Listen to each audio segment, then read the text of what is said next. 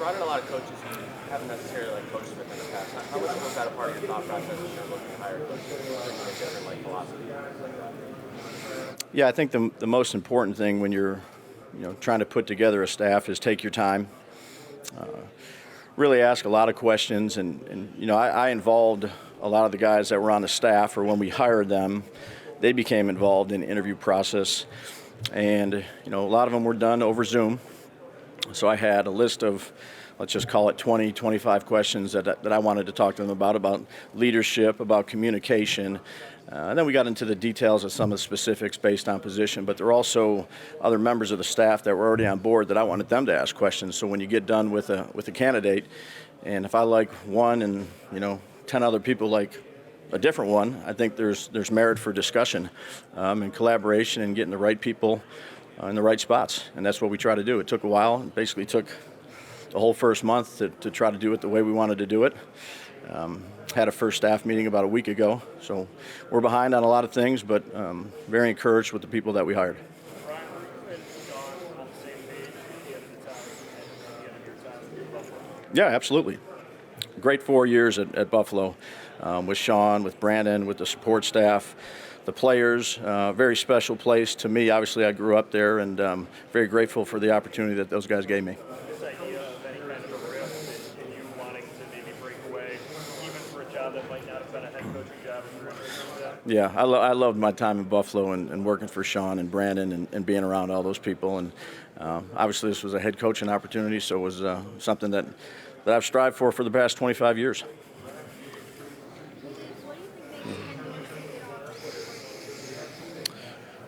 Well, I talk about him as a coach and a person. He's a great guy. He's extremely smart. He was really instrumental with Josh's development. Had a lot of good input when we were on that staff. Got a lot of appreciation for Ken and the things that he did when I was there, and wish him all the best of luck. Last time you were saying that Pat Trainer liked the job, wanted back. Yeah. Pat, take us through the process. What happened there? Well, look, I've been in this league a long time, so there's a lot of things that happen. I wish Pat and Pam, his wife, the best of luck. And you just roll with the punches, So, again, he's a great person, a great coach, and he'll do a great job there. What was it about Wink? What was it about Wink that Well, he's got a good track record at Baltimore. It's a tough scheme to go against. He's been very successful, and again, he interviewed with a lot of the guys that were currently on the staff with us, and we went through the process, and he was the right fit for us. Hey, Brian, how did the whole situation with Brian Flores resonate with you? Yeah. You think about how it all went down, this identification, and how it all went. How did that strike you? Yeah, I understand the question. Right now it's an ongoing legal process, and I'll just leave it at that.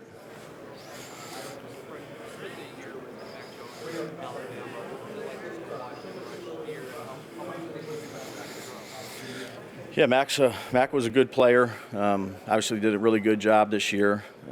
Very proud of him. Building a relationship a few years back with him and his family, and watching him grow. I think he's got a bright future. What are you expecting your defense to look like?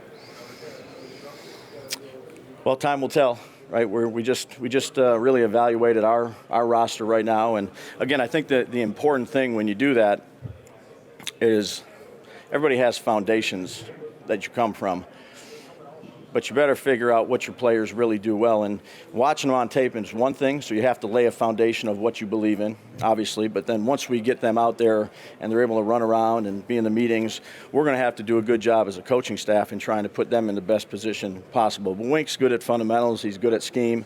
Along with the other coaches that we brought in, I think, Jerome, we held on to Jerome. I think he's going to provide a great resource to Wink and Dre Patterson and, just a lot of the guys that we brought in. We'll find out as we get going here. We got a long way to go. We'll see.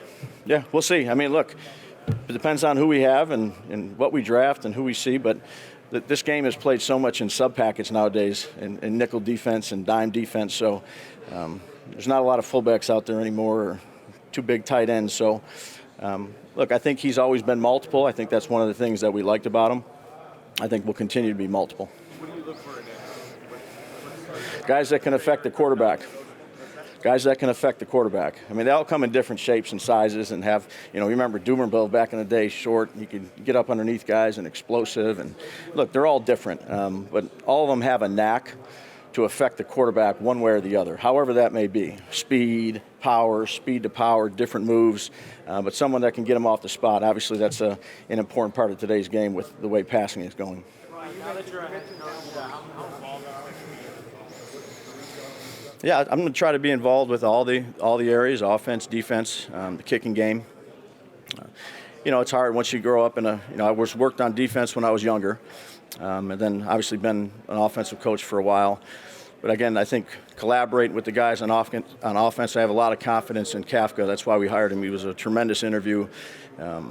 Really is smart. Obviously went to Northwestern, played the quarterback position.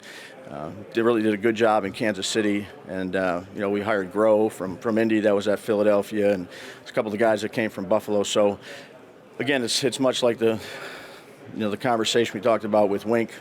And we're going to have to do a good job of figuring out what our guys do well. I think that's the most important part as a coach, figure out what they do well and try to let them do it. We'll get to there. I think we met this morning over at the where we met last night with the players, and we're just laying the foundation now. But, again, have a lot of confidence in Mike. And once we get to that point, I'll let you guys know. I don't know. I've never been a head coach and called plays, so I don't know that answer yet. Coach, what's your philosophy with your running back? You have a guy like Barkley that he's going to go and see what's possible. The mindset you got to spell that guy. Well, I think if you have good players, you try to get the ball in their hands as much as possible, whoever that may be, a running back, a tight end, a receiver. Saquon's a good player for us, and we'll do our best to try to put him in good position.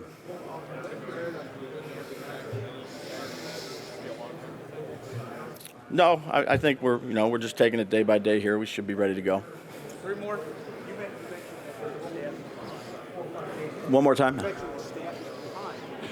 Yeah. You don't sleep. Yeah, we've worked. Again, we're not like we work many hours, and it's the off season. But that's what we're charged with. We're a new staff. We got to get to know one another. We got to build relationships because there'll be tough times. We got to be able to lean on each other when times are tough. It's not just X's and O's. There's a lot of things that go into it in terms of chemistry and team building, not just with the players, but I'd say also with the staff. So we're spending a lot of time together, and we're grinding away. It seems like you put 10 or 15 things on your board to get done for the day, and at the end of the day, there's 30 more things that you got to get done, and that's some of the stuff that I'm learning right now. Has the over with Joe Shane made the transition easier? Joe Shane? Yeah. Has it made? Has it been an easy transition coming over with him? Yeah, I mean, look, we speak the same language. I think alignment's really important in terms of a coaching staff and a scouting staff. There's mutual respect.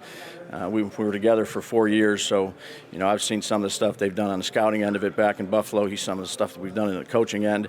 And then we're just trying to teach our staffs the way we want to do it, most importantly for the New York Giants. Last one. I know it's on time to say, but I'm curious about Nick Casario with the Texans. Like, your time with him, how do you see him, like, working with coaches in collaboration, roster building draft board section? Yeah, Nick was a good teammate when I worked with him. He's smart. He was a former quarterback at a D3 school in John Carroll. He's kind of made his way up the ranks, and, he's earned the role that he has now, and, it was just a pleasure to work with him.